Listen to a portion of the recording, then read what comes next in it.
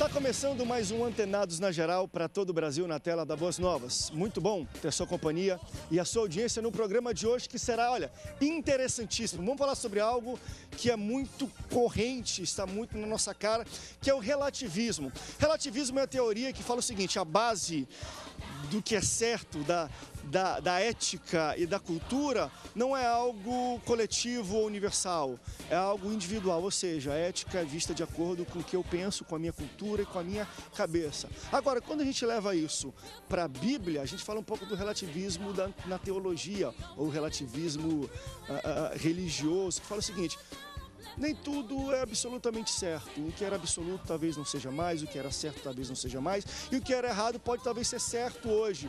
Será que Deus muda? A Bíblia fala que Deus não muda, a verdade dele é uma só, é para sempre, mas a nossa interpretação disso pode mudar? O que era pecado deixa de ser pecado?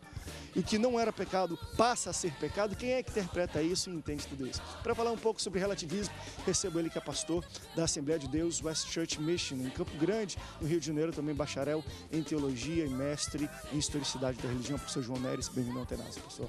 Obrigado, André. É um prazer estar aqui com vocês mais uma vez. Quero mandar um abraço, primeiramente, para minha família, minha esposa Márcia, meu filho Naum Emanuel e o Nassan Rodrigues, e também para toda a família WCM.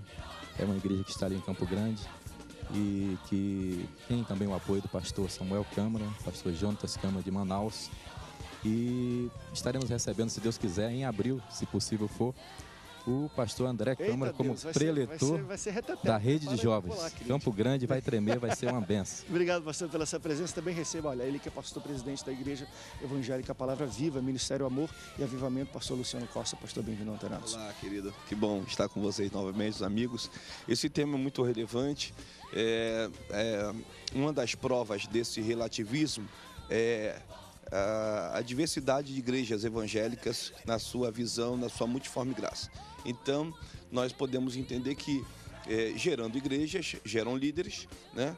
E as suas devidas visões. E aí a gente vai ter aqui um debate que no final a gente não vai ter uma definição, porque é muito complexo. Tudo relativo. É tudo relativo, exatamente. É muito relativo, o tema é relativo. E vai ser interessante porque é isso que ele falou também. Quando a gente fala de relativismo, nós estamos falando muito de cultura.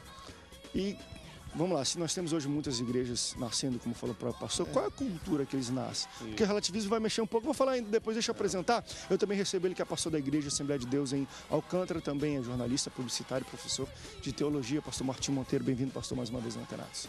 Bom estar com vocês aqui, é bom retornar, estava de molho um pouquinho, a gente teve alguns problemas de saúde e agora um pouquinho mais recuperado, né? Não totalmente, mas é uma alegria poder estar novamente com os meus irmãos, os meus amigos, a minha família das Boas Novas. Bem-vindo, pastor. Também recebo ele que é pastor da Igreja Batista Memorial do Caxambi. Ele é teólogo, filósofo e escritor. Pastor Edson Luz, pastor, bem-vindo ao Antenados. Prazer, André, retornar. É sempre bom, agradável estar aqui com os nossos telespectadores. Um assunto, eu quero cumprimentar os membros da minha igreja e a minha família, né? Também, meus filhos. E levantar, André, que é um assunto, relativismo não é um bom tema, uma boa convicção. Quando se fala de relativismo, fala de mutação.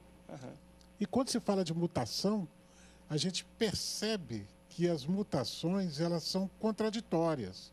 E entra, então, uma questão muito séria e quase uma crise.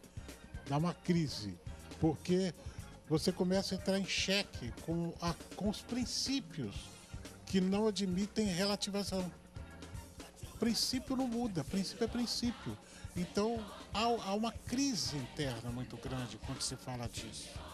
Eu penso que nós vamos degustar bastante desse tema e é bastante esclarecedor, mas sem o objetivo de esclarecer, mas levar provavelmente a maioria das pessoas a pensar também. Ou não, né? Se fosse relativista, ou não, né? Sempre no final o relativismo tem isso. Ou não, mas vai ser muito bom, pastor, bem-vindo a sua participação. Olha, durante o programa, todos que estão participando e vendo na televisão podem participar. O número está aparecendo aqui embaixo, você pode mandar seu contato, que vai ser um tema muito interessante. Deixa eu iniciar o nosso debate com um pensamento que vem da linha do que de fato é o relativismo. Quando nós falamos que relativismo você, a pessoa, o indivíduo passa a ser o centro ou o critério ou o parâmetro para a ética e para a cultura, é aquilo que nós falamos. A cultura e a ética vai mudar de acordo com a cabeça de cada pessoa.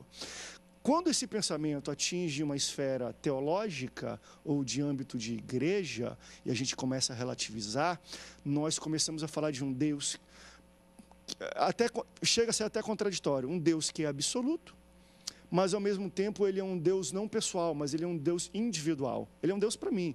Então, se ele me dá vitória, se ele fizer isso para mim, que se dane os outros, problema dos outros. A gente começa a pensar não no coletivo, no universal, que são os pensamentos absolutos. Mas o pensamento relativista não, é o individual. Não é nem o pessoal, é o individual. E nós sabemos que Deus, ele não é individual. Deus é pessoal, mas ele é pessoal, ao mesmo tempo ele é universal. Ele nunca é individualista. Na cabeça de vocês, qual é o perigo que um pensamento desse relativista, de coisas que mudam sempre, de acordo com a situação, com o tempo, com a cabeça, quando a gente pensa em Deus dessa forma, a gente trata Deus dessa forma e a gente aprende teologia dessa forma, que consequência a gente pode ter de evangelho deturpado? Como é que vocês pensam no evangelho relativista? Que tipo de evangelho é esse? André, eu gostaria de inicialmente falar o seguinte. Nós vivemos uma época triste da história, chamada Idade Média, que tem dentro do seu período uma era chamada Era das Trevas, onde tudo que a igreja falava era verdade absoluta. A igreja, embora fosse igreja entre aspas, mas tudo que se falava como igreja na Idade Média era verdade absoluta e ponto. Hoje nós vivemos uma época que tudo que a igreja fala é contestável, é relativo. Tudo que os pais falavam determinado tempo atrás, aqui nós temos um ancião, o pastor Edson, que parece ser o mais experiente, tudo que os pais falavam era verdade absoluta. Meu cabelo é propaganda enganosa. Ah, é? Ah, desculpa. Então, Até tudo que os pais falavam até um tempo atrás era verdade absoluta, ninguém contestava. Hoje, tudo que os pais falam é contestável, é debatido, os filhos querem até processar os seus pais. Então, havia um extremo na Idade Média, porque alguém se autodenominava infalível e tudo que ele falava era verdade, e todos tinham que aceitar. Hoje há um extremo que foi causado por causa do iluminismo e da teologia liberal, que veio gerar esse relativismo e que entrou na igreja como relativismo religioso, trazendo alguns desvios morais.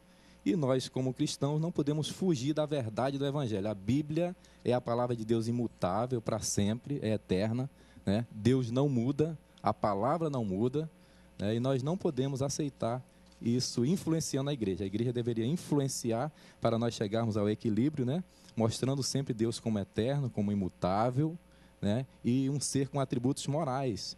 Isso, a pergunta que você fez é o que vai ocasionar isso na igreja. Vai gerar uma igreja com um evangelho falsificado, com um Cristo sem cruz, um evangelho que não é o evangelho da Bíblia, o evangelho de Paulo, o evangelho de Cristo. Pastor Martinho, o que você pensa sobre isso?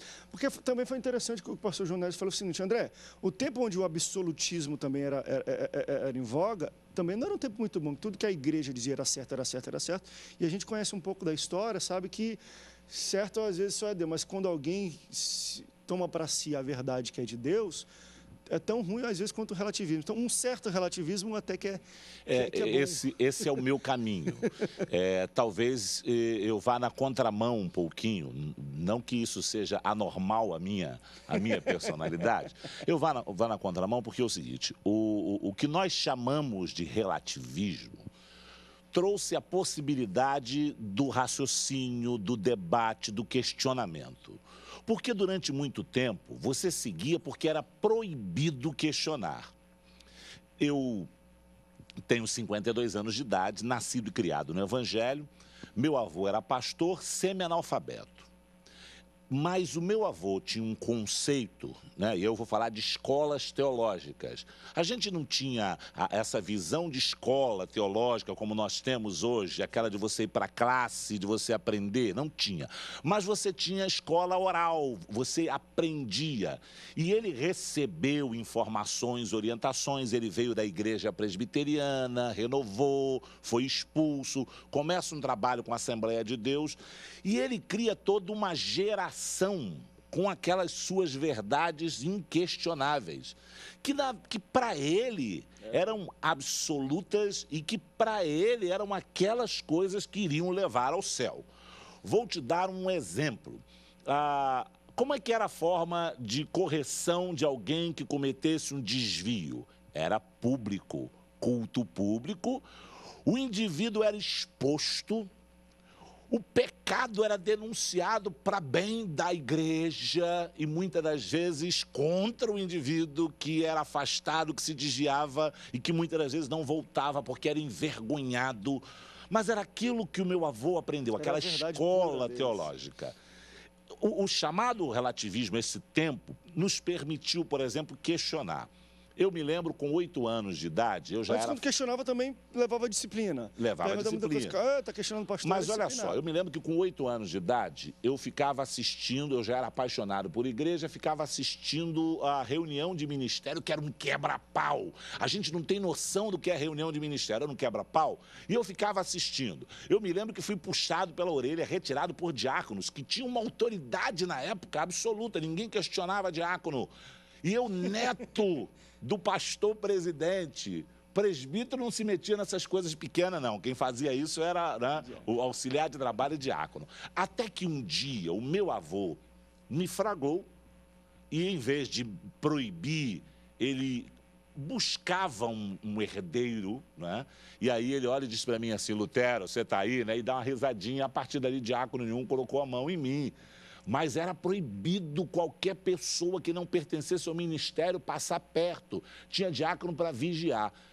E isso me deu uma visão diferenciada. Eu pude, com 8 anos de idade, conhecer o que era aquilo ali. Era uma inquisição.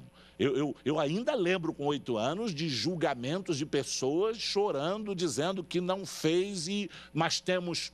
Fulano falou. Isso me levou a um questionamento. Eu cresci questionando essas coisas. Então, eu comecei a dizer, mas isso aí é relativo. É relativo.